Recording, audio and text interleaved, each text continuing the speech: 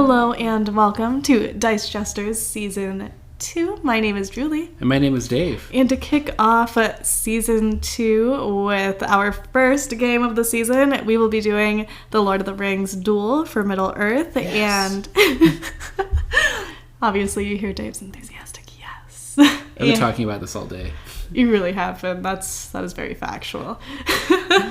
And in addition to Dave's excitement, we'll be doing an hour 10 by 10 challenge. And what that is you play 10 separate games 10 separate times. So for a total of 100 games. Yes. Why do I feel like they're just going to get bigger and bigger? This definitely feels more intermediate compared to Season 1. Season 1, you had me doing like Azul, and now this takes up over half our table. Well, they call it a challenge for a reason. It's supposed to be a challenge to try to finish all 10 games at least 10 times. Some people do it on an annual basis. It's like a New Year's resolution. Well, we'll see how fast we get through this. Well, we will, won't we?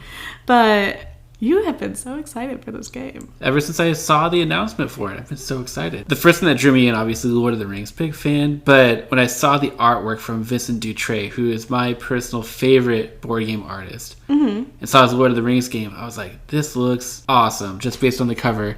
And then I saw Duel in it, and I said, is this like Seven Wonders Duel? Because that's a game I really enjoy. So I was thinking, what's the comparison between Seven Wonders Duel and this? And apparently the designers of this, Antoine Bauza and Bruno Catala, were able to take the original game, retheme it for Lord of the Rings, and then streamline and rehone some of the rules. And from my understanding, it does feel like a more streamlined experience. So I'm excited to share the experience of this design with you, but within the world of Lord of the Rings, because I really think that this is a brilliant game design. Very thrilled to take this journey with you. Oh, yes. I'm excited too, just because it is Lord of the Rings theme, and you and I, obviously, we like the Fellowship, we like the Lord of the Rings. Yeah. And we like it so much, we did a whole Hobbit day. That was sincerely an adventure, because we had gone to a local restaurant/hotel place by us, and they had a whole Hobbit day where they literally gave you a map, and it was a free scavenger hunt, and we had zero expectations. None. But as we were walking through it, they gave out free drinks, free snacks, and then at the end you got a little coaster that said Hobbit Day 2024, and that was so cute. They had the Shire, of which you started at, and that's where you got like your first little tree, and then you literally followed the map and kind of went on your own Hobbit adventure. I mean, of course there wasn't a tower that you had to climb or anything, but the restaurant itself had some secret passages that was really cool. And I didn't realize that restaurant always had a Lord of the Rings mural? Mural, yeah. Mural on the inside of it. I never realized that. I remember the first time we went in, I had said, oh, that looks like Smeagol. But then when we went for Hobbit Day, they were like, yeah, this is Lord of the Rings theme. And I was just like, oh. Yeah, they even had, it was a secret passageway, and they had a cart set up with beverage samplings. So that was really cool. I think the true prize, we got the coasters at the end, but let's be honest, the true prize was the journey. I knew you were going to say that. Lord of the Rings, the Hobbit, it's all about the journey. There's the friendships we made, the adventure memories we took. shared, yes. I mean, we did get to adventure that one building that's always closed. When we showed up, I'll be honest, I had very low expectations. And as I discovered what Hobbit Day was, or more suitably wasn't, I thought it was going to be this big event with people in costumes and stuff. There were a few tables set up, and I was just confused. Like, are we the only ones here for Hobbit Day? I think we were there early. You and I we're very punctual people. We show up 30 minutes early to anything. Me. I dragged you to everything, and you're like, why are we here before opening? Yeah, we're standing around waiting for 20 minutes. We'll be the first ones in the line, but you're like, we'll be the first ones also to leave, which means we'll beat traffic. Right. We're very time-efficient people. Yes, I just don't like traffic. I don't either. It really gets me going. Yeah, I'd rather get up early. Yes. Yes. But we waited for the person to show up at the table for the scavenger hunt. We passed by 3 times. And then when it turned 11, we even went and disappeared for a few minutes so it wasn't weird, because we just walked by 10 minutes prior. So we got the maps, and then we took some pictures. But then when we got to go into one of the buildings that we'd never been into before, that was off limits. Mm-hmm. And then we walked in and they were doing beverage samplings there. We were like, this free event, and now we're getting these free samples. Yeah. We got to walk around, and then the next place had more free samples. I know, but I don't even feel like there were samples. Like, they were pretty decent-sized cups. It was good. And then we went to the restaurant. We got Hobbit Day themed food, yeah. which I don't really get the tie of the For menu the food, I didn't with the know. food. A little bit of a stretch. They kind of just named them Lord of the Rings themed things. Yeah. Which It was tasty. Yeah, it was tasty, but it was good. you know, that was a really fun day. And it really got me in the mood to play this game. I know. You just, that's what I did for you. No, I'm kidding. I actually set up a scent. Yes. Ooh. Yeah, I got a little creative this time because I forgot when we had discussed it, but we were playing a game and we kind of got onto the topic of scents. And you were like, ooh, maybe season 2 you could do scents. Some I don't know why I have pairings? you sounding like a ghost. Ooh. Well, we just got a spooky season, so it's pretty fitting. I guess. So I said, yeah, why not, you know? So I got like these scent beads and everything and these different oils to put into it.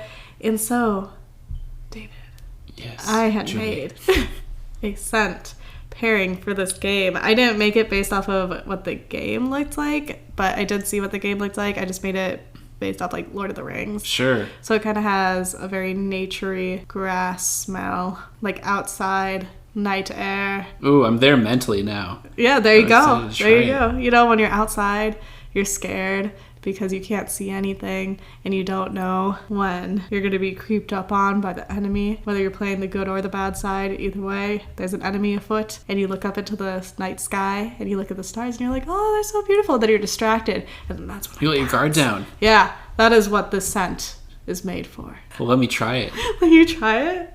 Okay. It makes like a fun shaky noise. Okay. Oh, I guess it's not that fun of Ooh. a shaky noise. These are even colored too. Oh yeah, I colored Oh, them. look, the color of the beads matches a hue of, Oh, it does! in the color spectrum on the cover itself. It's yellow and it matches the yellow fire sunset? sun Yeah. in the middle of the ring. Yeah, that smells like night air, all right. You're like, why do you say it like that? Oh, absolutely. Yeah. Julie, I'm already there. You're there. I'm in the mindset of adventure, of discovering new lands. All right, well, there you go. So I'll just put that to the side. I don't know how well the smell is going to whoosh throughout the air, though. Well, we can leave it on the table and just we can really find out. create the atmosphere. Maybe get like a mini fan or something. Okay, so Sweet. you and I opened this together and we kind of took out the pieces, but you set it up. And looking at it, honestly, the only thing that I can guess is this pyramid type deal over here is the rounds, because you start with that one and then maybe you unturn all of these and then that's the next round. So there's 1, 2, 3, 4, 5. I'm guessing there's 5 rounds. And then within that 5 round, you have to conquer all these places prior to your opponent. And then all these other tokens are just like extras. And maybe this tower is like those games where if you have a tower, that just means you're stronger, Ooh. conquered in that area. So that's my You're guess. onto something here. This is pretty good. I got you. It's just from the other games of, connecting the dots. So yeah, and then this fun clear piece is just for me to play with. No, I'm kidding. I have no idea what this is for, but I really like it. I like the aspect of it, how it progresses throughout the game. Like you start in the Shire, and then you end up over here at Mordor. Mount Doom. Yes. You're like, are you not a Lord of the Rings fan? I'm like, I am. I wasn't sure what this was. It's okay. It's fine. It's very long movies. You're like, the books are I'm all longer. about the extended versions.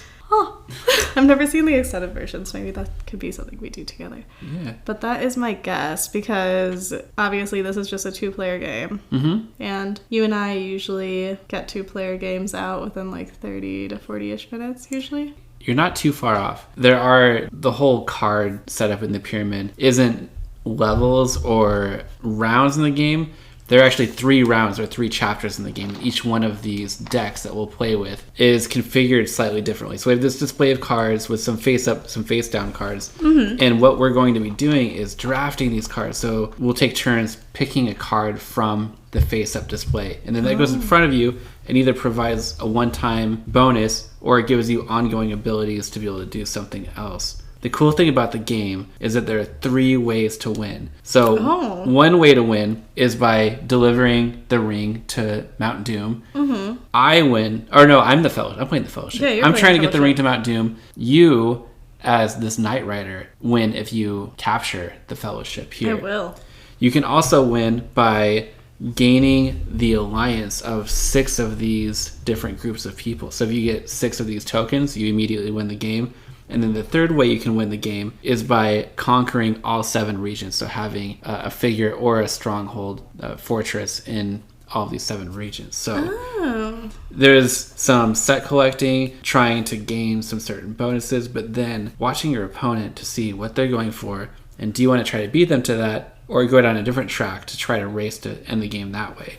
So I think that this game has a lot of depth for us to explore, and I'm really excited to jump into this one with you. I see why you're doing this one as a 10x10, because that's a lot. Yeah, there's different strategies to explore and everything, so perfect game for a 10x10. Is this how the 7 worlds, what did you call it? 7 wonders? 7 wonders. Is that how those are played too? Is this how those are played? Yeah, this whole card drafting setup with the face up and face down card pyramid thing is the exact same. There are wonders that you're trying to get, and in this one there's just these landmarks that give you a stronghold, but also one-time bonuses. And then these are science tiles in 7 Wonders Duel, and then there's this whole military push and pull of this track. This one is more of a linear track, but the other one is trying to move the pawn to the opponent's side. And then I'm forgetting the third way off the top of my head, but there's not a map like this. This is new to this game. Okay. So the idea is very similar, but yeah. Great. Well, I'm excited. I'm excited to learn it and jump right in because it looks easy. Well, I'm excited to teach it to you. So let's get into it, and then we'll report back after my first play to see how easy it is to teach someone.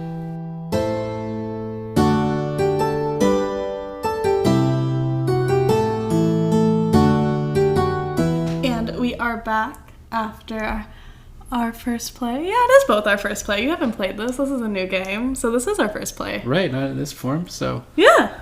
So I counted as first. Who? Yeah, all right. What's the who? Well, I lost. You won the game. You did. It was close. I don't know what you qualify as close there, because if we're just basing it off the regions here, you barely have 2. Because this one's kind of like, I don't know, you have 1. 1, 2, 3, 4. I'm strong in one region. So, I mean that it was close in the sense that neither of us met one of the immediate winning conditions. And it had to go to the very end of the game, where then it comes down to who has the most presence on the map, who has the most regions. And then it came down to you winning the game. Yeah. I suspect that the more we play this game, the more of those instant wins we'll see. I don't think I really knew what I was doing. Even though I've played the other game, it's been a really long time. Yeah. Now, I think this is one of those games where if you try to do everything, you get really nowhere. Yeah, and I would say because we were both learning it, we were trying to do a little bit of everything. Like grab a card here, grab a card there. And then I got fixated on the pictures, and I was irritated that you grabbed some that was supposed to complete my little masterpiece I had going on, since I found out the cards connected and made a bigger piece of art. Yeah. And then you grabbed one that was supposed to go in the middle of it, so then I couldn't complete it, and then I was just fixated on that for like the rest of the round. But can we just hone in on that moment where you discovered the fact that the art on the cards forms some kind of complete picture? That was really cool. Unexpected. Yeah, it was really cool. I was just like, why do these all look like? And then I went, and I was like, ooh, yes. But I love that moment of discovery in games as we play new ones together, opening the box and discovering everything that it has in store. What were your thoughts after one game? Yeah. I would say, yeah, you definitely need to play more than one round of this. Oh, yeah. But I guess in terms of like ease of learning. Yeah, for ease of learning, I would say that it was pretty easy. It wasn't hard. The cards gave you what you needed. It was just kind of... okay, this is going to sound... I don't know if you're going to shake your head at me. But it was as if it was like a game of... What is that game? It's not Uno. You're like, oh no. Here we go. Here we go. We're going down that track. It's like match... It's a matching game. Kind of like Go Fish, but you see the cards. Yeah. Because... No, just listen. Stop laughing. Because... So... A card would have a crown on it. So you would pick that card for free, like no tokens, no nothing. And then the next card, you would need a crown. So then you would match. Easy. Like, you just, very visual. Yeah. So you just know, oh, this one needs 2 crowns because it costs 2 crowns. I have 1 crown, so I need to pay a token, token, for that additional crown that I am missing. So that's... Okay, I'm seeing the similarities. Okay, there you go. But what do you say, first game in this new 10x10, do you feel a difference, like a step up in terms of the games we have played already and then this one, including our spooky season games and everything? No. No, I so don't. pretty simple? I would say it's very easy Good. to learn. I wouldn't say it's a step up. I would probably, honestly, if you're just showing people board games, then you find out that they have an interest in Lord of the Rings. This is appealing to the eye, and the way that it's brought out, it kind of feels like you're going on the Lord of the Rings journey. It feels thematic. Yeah, it does feel thematic. So I would say that if you're just showing somebody that this would be a good game. If it's a 10-year, because it says 10 plus. Yeah. I don't know if this would be the first game to show a 10-year-old, though, if they had never played a game before. But you could definitely show a 10-year-old because it is easy to play. Yeah, I would say similar to Seven Wonders Duel and Seven Wonders, my hang up in teaching this game always comes down to the symbology of having the symbols in front of you and then using those to quote unquote pay for other things. It's really hard to teach that concept of you don't have to discard anything, you just get in front of you as an ongoing bonus. I've really struggled teaching Seven Wonders before, and I don't really like it as a gateway game, even though people describe it as that. It is more of a complex rule set to wrap your head around in terms of the symbology and all that. See, that's what I'm saying. That's why you got to connect it to, like, Uno. But not Uno. There's a game, and I can't think of it. I would just say Go Fish. Go Fish. Go Fish is, like, extremely similar, but I'm not asking you for the card. All the cards are already down on the table. There is an easier game that's like this. I'm going to have to think of it. Yeah. So let's get into the 10x10 then. Sounds good. All right.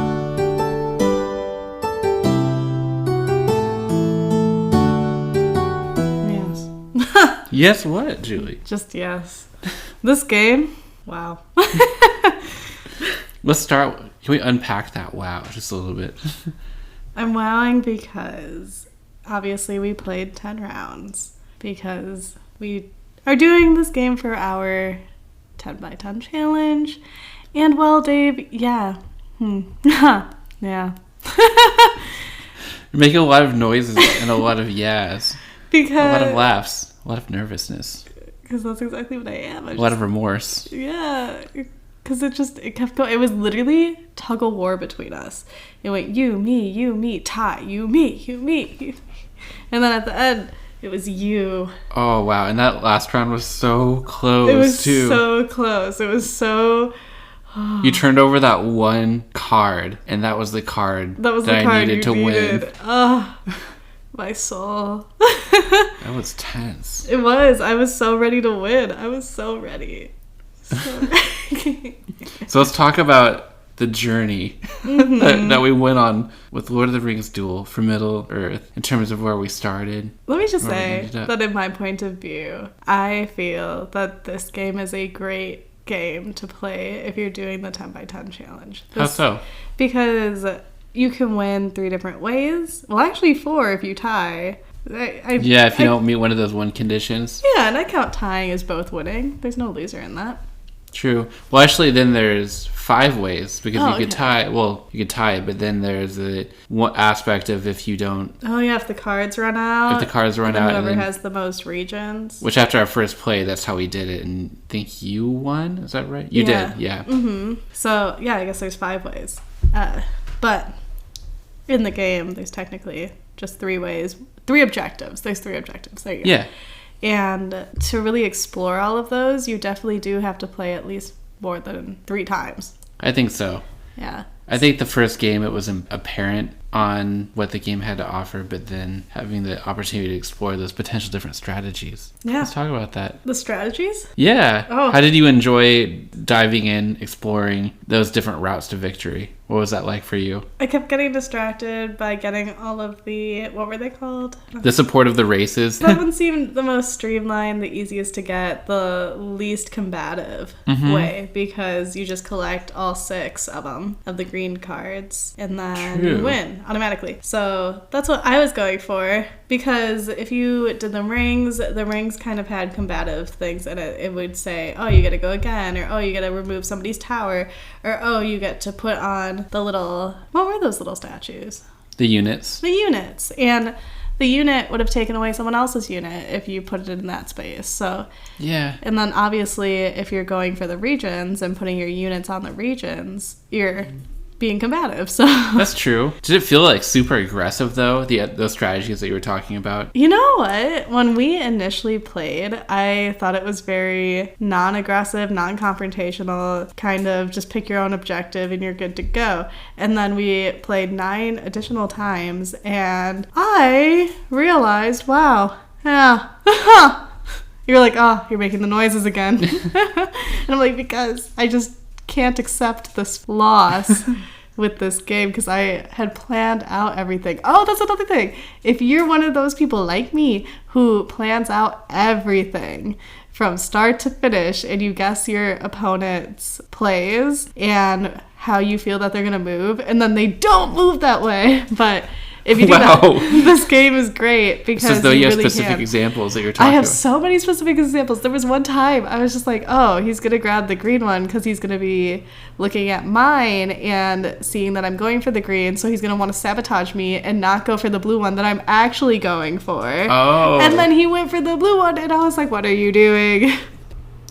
I think that's a really interesting aspect of the game, the mind gaminess of it, where you can lead the other person on to think that you're going for a particular strategy or you're going to grab a particular card, but then when they least expect it, you switch up your strategy and do something different. Like the map on the board, you win automatically if you get 7 regions, and there were points in the game where we both felt hyper focused on spreading our units out, trying to put those towers on the board, and that's what I was focused on. And then all of a sudden I looked over and you had those 6 green cards in front of you and you won the game. So I can think of one game in particular where I had no idea that you even had any of those, and it was the second chapter of the game of 3. Yeah. And you just said I won.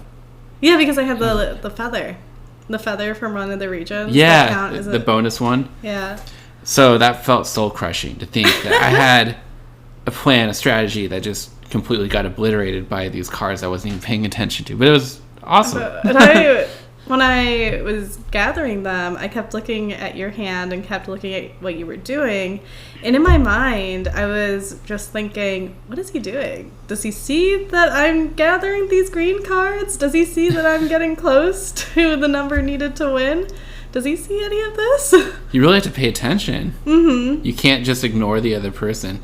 I know. I ignored you on the track one of the games, and you beat me on the track. I don't know why, and this is veering to a different topic per this game, but how did you feel when you lost to different objectives? The track objective, that's the one that made me feel the worst.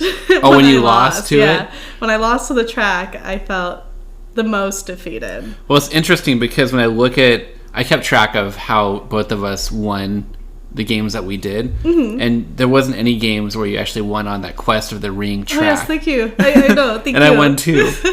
I won both as Sauron and the Fellowship, so I won both ways. But the one for me that felt most soul crushing was the support of the races when you got those, because it was always when I wasn't paying attention.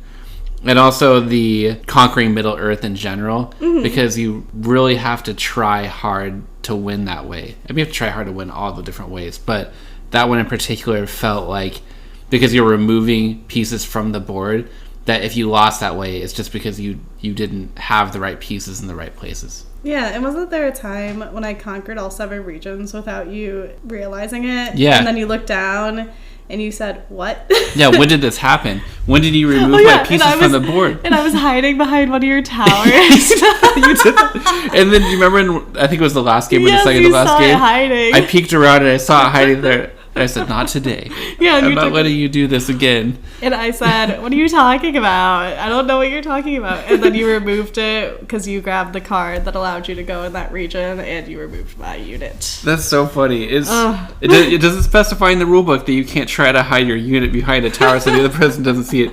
It's funny. This is a side quest. But growing up, my dad, when he would play games, his catchphrase was, it's not cheating if it lets you do it. If it doesn't say I can't do it, it's totally fine. So if we ever made a game, we would have to write a rule book specifically for your dad stating the can'ts. It'd have to be a 50-page rule book of everything he can't do.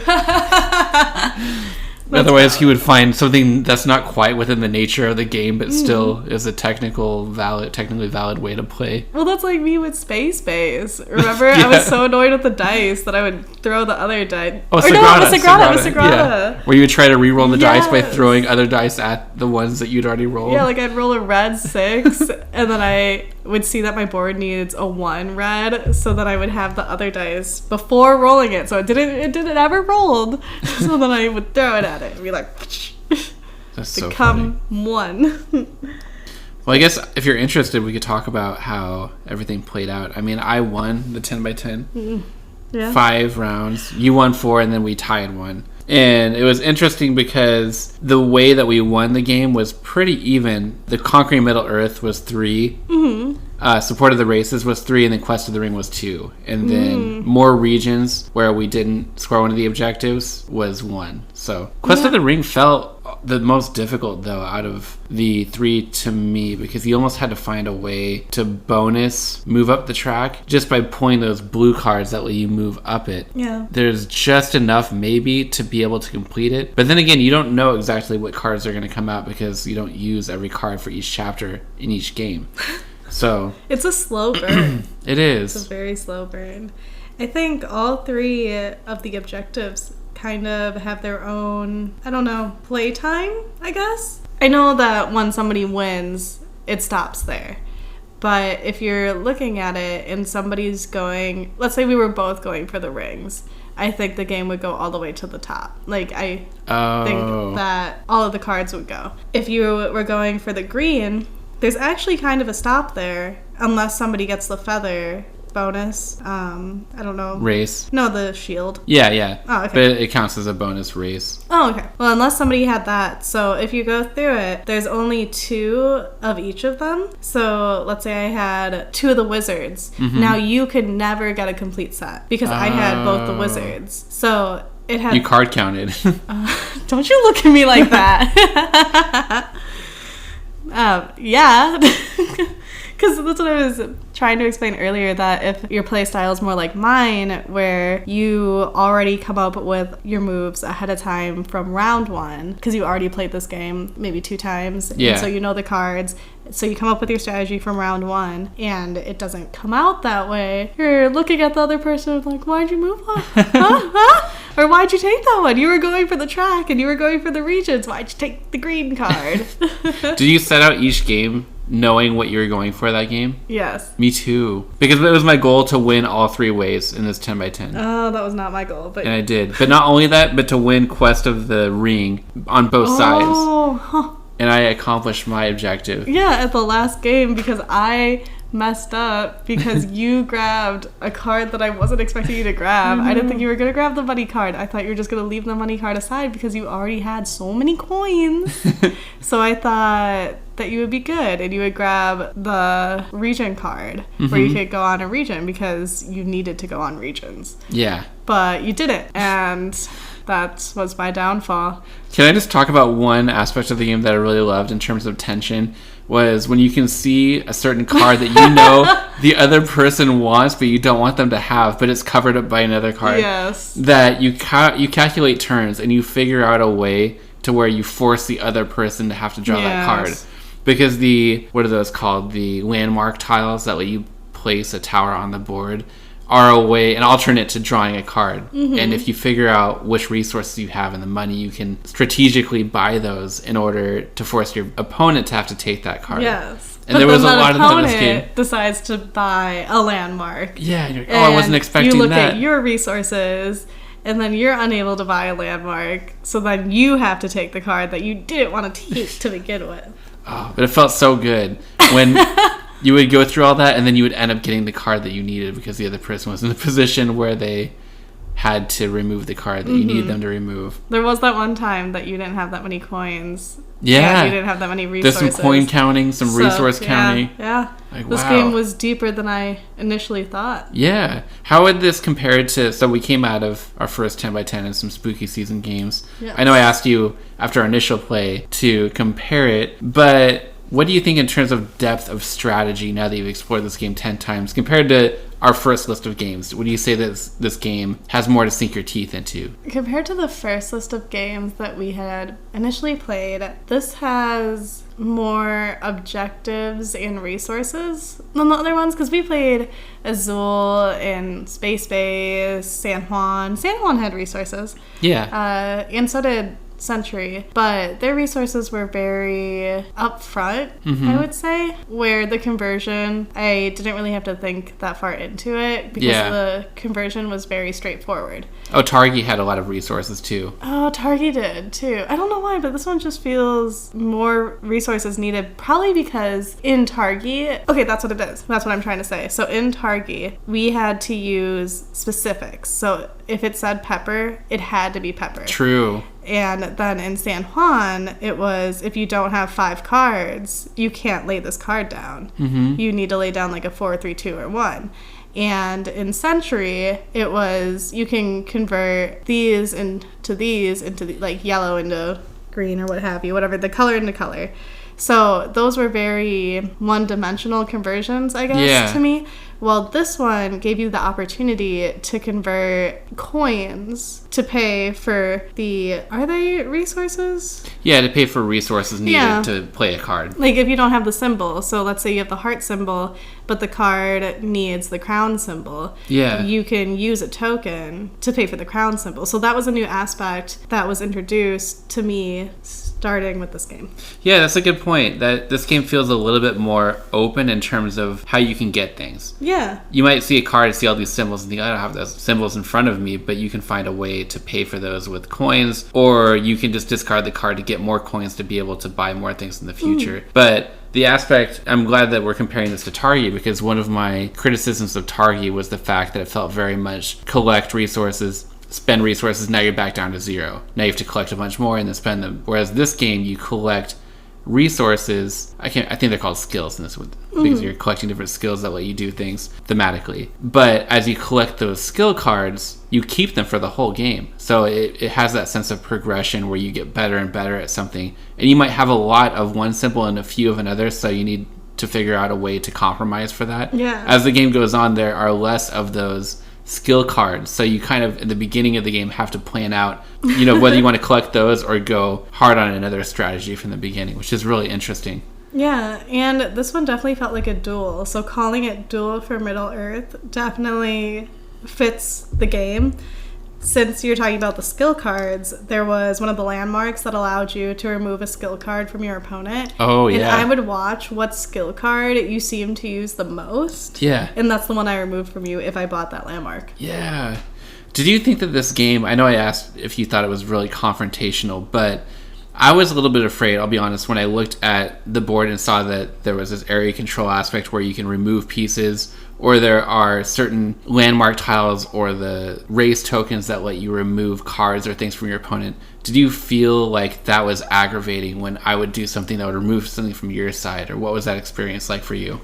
No, I liked it. I liked that I added a depth of competition, like a depth of interaction between the players, because when you would do that, I would laugh. Yeah, like me too. I wasn't genuinely angry. No. So that's kind of how I decipher it. I look at it as in, does this bother me because I'm losing, or does this bother me because I don't feel like it fits for the game? Yeah. So if it bothers me because I'm losing, I usually laugh. And I'm like, yeah. Like when you removed my guy from hiding behind your tower, I was like, what? Yeah. I think that there's a couple things with that for me. And one of them is the fact that when that happens, it's like, well, I'm going to do the same thing back to them. Or I should have seen that coming. That tile has been there this whole time. Or, they took this from me, but it doesn't really prevent me from doing things. There's still options of what I can do. So it hurt me a little bit, but it's something to laugh about. Yeah, because there was that one time when you were really removing a lot of my units from the regions. Yeah. And I didn't want to laugh, and I didn't want to make any emotion towards it because I didn't want to give away that I was going for the green cards. Oh, that's the thing, is not showing your emotion. You got to keep your poker face so the other person doesn't know what you're doing. Yeah, so I would say, yeah, it has lots of strategy, lots of more depth than I initially thought. I really do like that this is 2 players. I think this, okay, well, I am slightly biased because I have only played board games with you. Yeah. We haven't played with more than just the 2 of us, but I really like playing with 2 players. Me too. I guess the only game that I would like to explore would be the Bloody Inn, but that's all. Yeah, and Whirling Witchcraft, I think you said you really want to try that with more. I have a few games that I really want to play with you that are only for more than 2 players, so we'll have to figure out something at some point, get people to play games with us. We'll have to go to board game cafes or something. Yeah, that'd be a lot of fun. It would be. I know we talked about the artwork a little bit in the beginning, but as you played the game more and more, how did you feel about the artwork, the graphic design, all of Love that? it. I kept looking after I saw that there were the cards that connected to make a bigger art piece. I kept looking at all the cards. Yeah. And the skill cards don't do that. I think there was one where the cards were identical and you were a little bit annoyed. Yeah, the skill cards. The 2 hearts. I was just staring at it and thought, no, why? The one thing that I thought, and this is so nitpicky, but the units and the towers looked like different artwork than the cards and everything else. And that was one thing, like, oh, if these could have been a little bit more beautified in some way. That's the only nitpick I have, but everything else I think is beautifully designed. I love the Mordor, or the Shire to the Mordor track with the 2, and the way that slides up is just so satisfying, because I didn't realize, as we were playing the first time, that all that really is, each side is really just moving 10 spaces, but the way that it's laid out, they could have had 2 separate tracks, but it really feels like you're chasing the Fellowship, and that was just such a cool component. It seems like a lot of thought went into making this, and I really appreciate that. Yeah, absolutely. Well, Julie. Yes. The big question... It's a keep it to play. I read your mind. Mind reader.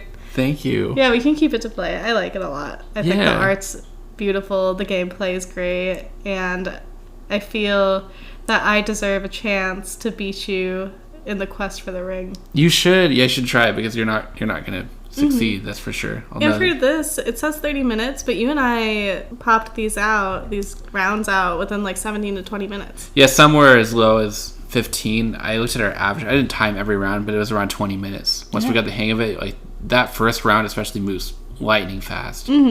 This is a perfect game, I think, that could benefit from a little bit of expansion material. And I know that there were some good expansions, like well-regarded expansions for Seven Wonders Duel, and I wonder if they'll incorporate similar aspects into this game, because this game is great as is, but I could see if they added certain things that just added more variety or different strategies that you could even go for, that it could be really cool. Well, thank you so much for taking that journey with me, Julie. I had so much fun. The journey of the Fellowship. Yeah, absolutely.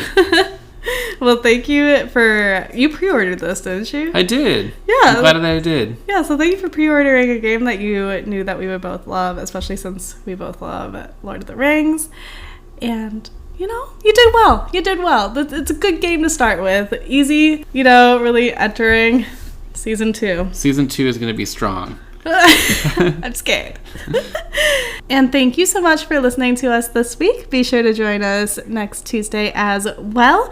If you would like to see what we are up to or what games we're playing next, feel free to go over to our Instagram. Our Instagram is Dice Jesters.